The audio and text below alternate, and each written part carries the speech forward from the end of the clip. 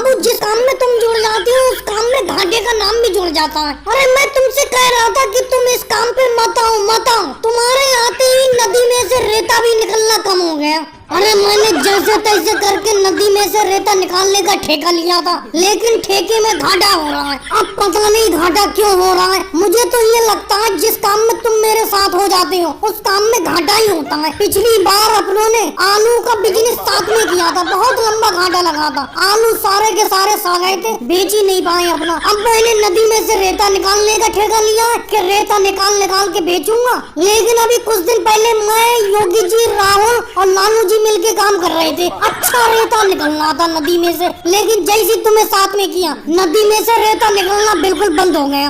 ये थोड़ा सा नदी में से रेता निकलना है, उसी रेते को सर से ढो के बाहर को निकालना है। लेकिन अभी कुछ दिन पहले इतना रेता निकलना था कि मुझे योगी जी का बुलडोजर जेसीबी बुलाना पड़ गया था, उसी से रेता निकलवाया था मैंने और ट्रैक्टर ट्राली से ढुलवाया था।